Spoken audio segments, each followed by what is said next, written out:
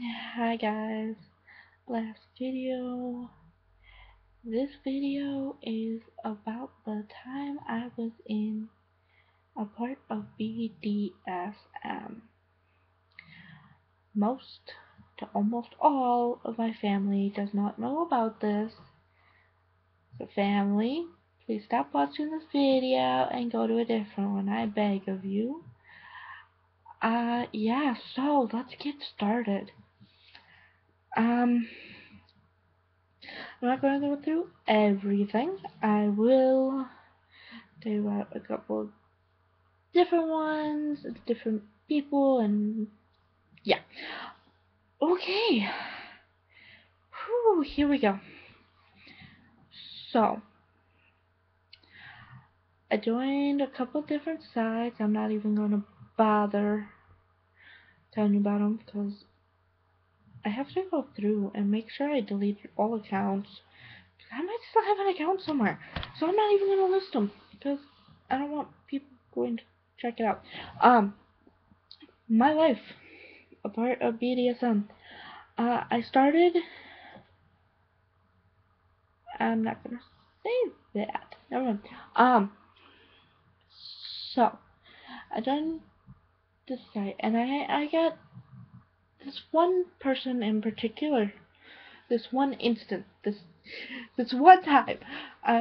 This the time I'm gonna tell you about because as my mom says, he looked like Charles Manson to her in the pictures.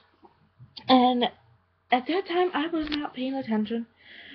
Yes, I know how stupid that is, especially in the BDSM community. It can get you killed and or put in a very dangerous situation, which can lead to death as well. But at that time, I was hating myself so much, and I felt so low about myself, and I didn't think I deserved anything. And so I was talking with this guy, and he ends up sending me bus tickets to go out to him. Well, something.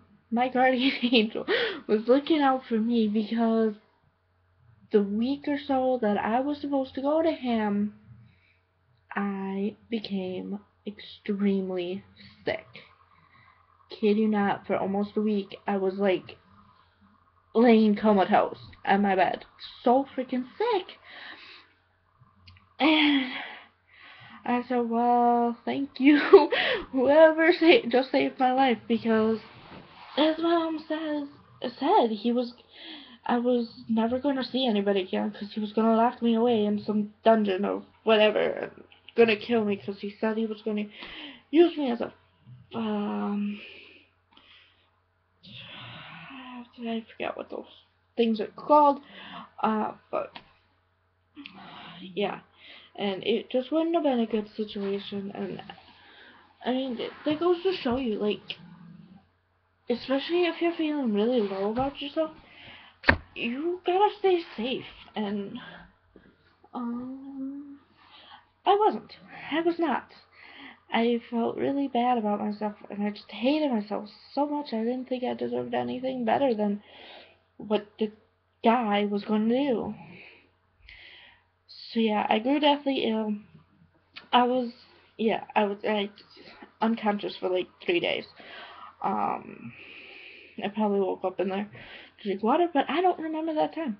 I was like blacked out or something the whole time. I just don't remember it. Which is a good thing. But I guess my mom, while I was laying sick, had found the bus tickets and ripped them up and destroyed them. Thank you, mother. But yeah, I mean, after they get that, I was getting harassing messages from him saying how I was a scammer and stuff, and I tried to explain, I was sick and my mom ripped up the tickets and it wasn't my fault and blah blah blah, and God, he was just, yeah. But he wouldn't be my last. And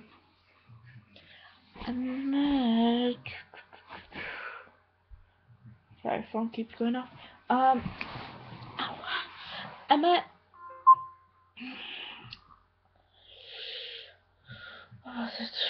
two more after him, and the second one, not abusive. Not abusive, I mean, he just used me and then said once he got bored of me, he would send me off to his friends and his friends would use me. Yeah, probably wouldn't have been good there either. But, by another saving grace, we lost contact and never spoke again. Thank you, Lord. The last and final guy is actually the most abusive. Um, um, we met once. It was one time, and it completely turned me off of BDSM for the remainder because we were together for about 2 hours or so, and I was blindfolded the entire time. But towards the end, it sounded like chains, but I had no idea what the hell I was hit with. And it was right here on my chest, or it was my chest, so I was extremely bruised, and it hurt a lot.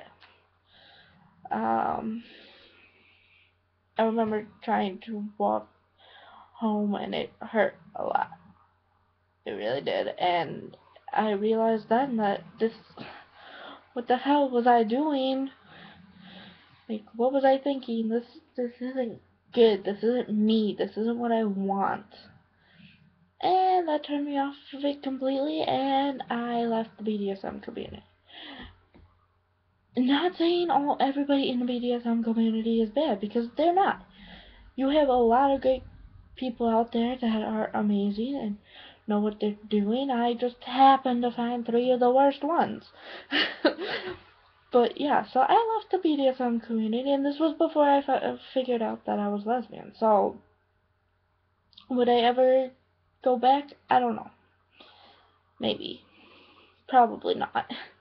Most likely not. I really, the kind of relationship I really do want is, I wouldn't say normal, but, you know, I want the niceness and the cuddles and everything like that. And I don't exactly want to be a part of the BDSM anymore. I mean, I do still have stuff. I was part of puppy play, and that's the stuff I have. I was gonna look into getting puppy play stuff, but now that I've left the community, I really don't need it. So yeah, I'm probably gonna keep the puppy play stuff and just put it in a box somewhere, and maybe one day with my girlfriend that I end up with, maybe one day I'll roleplay for her. I don't know.